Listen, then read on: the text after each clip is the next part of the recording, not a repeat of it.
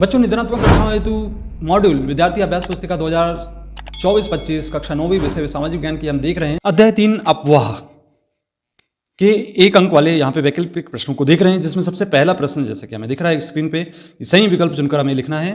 तो यहाँ पे पहला प्रश्न जैसा कि हम देख रहे हैं, विश्व की सबसे बड़ी अपवाह द्रोणी है। तो यहाँ पे हम लिखेंगे बच्चों ऑप्शन अमेजन नदी। इसके बाद किस स्थान पर भागीरथी और अलकनंदा का संगम होता है? तो देवप्रयाग में। इसके बाद तीसरा है इलाहाबाद में किन नदियों का संगम स्थल है? तो यहाँ पे हम देखेंगे इसका आंसर गंगा यमुना का। इसके बाद अगला प्रश्न है सिंधु नदी का उद्गम स्थल है। तो यहाँ पे जो आंसर देंगे बच्चों ऑप्शन मानसरोवर झील। इसके बाद अगला प्रश्न है निम्न में से कश्मीर का कौन सा शहर झेलम नदी के किनारे है? तो बच्चों पांचवे का जो आंसर है वह होगा ऑप्शन श्रीनगर। इसके बाद अगला प्रश्न है निम्न में से किस नदी को मध्य प्रदेश की जीवन रेखा कहा जाता है? तो इसका आंसर है नर्मदा को। इसके बाद अगला प्रश्न है 7वां नंबर का किस नदी को दक्षिण भारत की गंगा कहा जाता है? तो इसका आंसर है गोदावरी को। इसके बाद है नदियों द्वारा गोखुर झील का निर्माण कहाँ किया जाता है? तो इसे हम लिखेंगे बच्चों मैदानी भागों में। इसके बाद अगला प्रश्न है 9वें नंबर का, जिसमें लिखा है निम्न में से कौन अंतर्देशीय मौसमी झील का उदाहरण है? तो इसका आंसर होगा ये इसे लिखेंगे हम लोकताल। अगला प्रश्न बच्चों यहाँ पे नर्मदा नदी का उद्गम स्थल कहाँ है? तो इसका आंसर है सा अमरकंटक। इसके बाद चलिए बच्चों यहाँ पे हम रिक्त स्थानों को पूर्ति करने वाले प्रश्नों को देख रहे हैं। सबसे पहला प्रश्न जैसा कि हम स्क्रीन पे देख रहे हैं, खालिस्तान नदी गंगा नदी की सबसे बड़ी सहायक नदी है। तो यहाँ पे लिखेंगे हम यमुना। इसके बाद खालिस्तान विश्व का सबसे बड़ा डेल्टा है। तो यहाँ पे लिखेंगे सुंदरवन। इसके बाद तीसरा है सिंधु नदी खालिस्तान में जाकर मिल जाती है। तो यहाँ पे लिखेंगे अरब सागर। चौथा है भारत में सबसे बड़ी अपवाह द्रोणी खालिस्तान नदी की है गंगा। अगला प्रश्न है यहाँ पे 5वें नंबर का, प्रायद्वीप भारत की अधिकांश अपवाह तंत्र की प्रवाह दिशा खालिस्तान की ओर होता है। तो यहाँ पे पश्चिम से पूर्व की ओर लिखेंगे। तो इसे लिखेंगे हम गंगोत्री।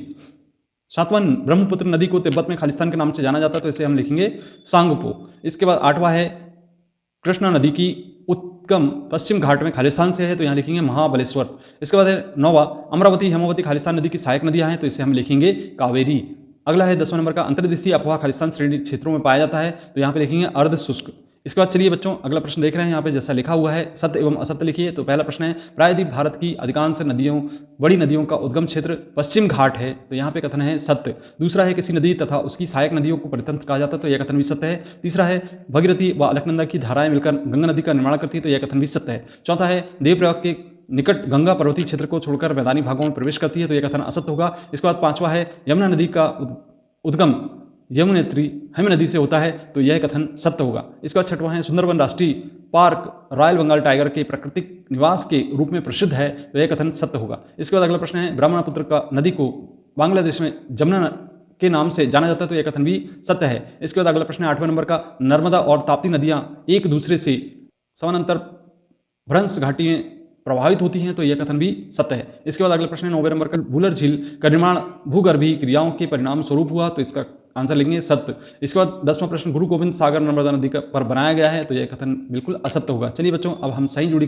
बनाते हैं। यहाँ पे सही जोड़ी में पहली सही जोड़ी झेलम नदी के साथ आपको बनाना है, यहाँ पे पीर पंजाल श्रेणी से। इसके बाद अगला है व्यास नदी। व्यास नदी को आपको यहाँ पे मिलाना है रोहतांग दर्रा से। इसके बाद आप सतलुज नदी को मिला देंगे राक्षस ताल से। इसके बाद आप रावी नदी को मिला देंगे शेषनाग झील से। और अंत में चिनार को मिला देंगे चंद्रभागा से।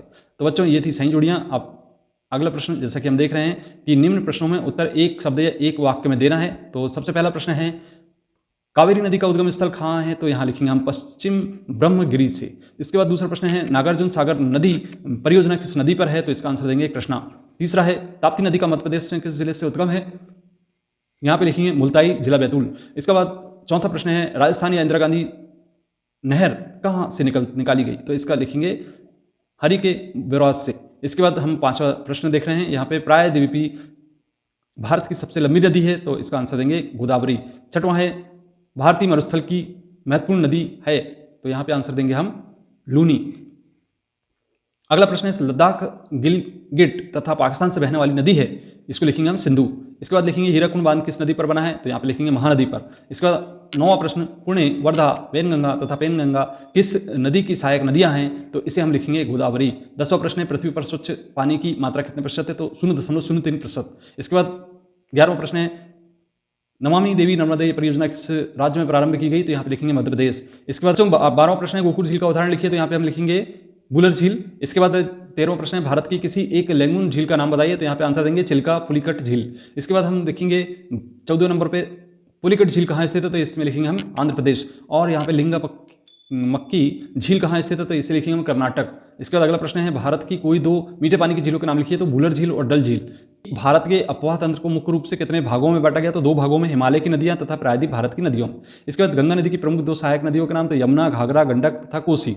इसके बाद है अगला प्रश्न जिसमें हम प्रायद्वीप भारत की किस नदी द्वारा ज्वारनद मुख का निर्माण होता है, तो इसे लिखेंगे नर्मदा तथा ताप्ती नदी। तो इसके बाद बच्चों ये थे आपके 1 अंक वाले वैकल्पिक प्रश्न जिसके आंसर आपको बताए गए हैं। सब्सक्राइब जरूर करें, मिलते हैं अगले वीडियो में, धन्यवाद।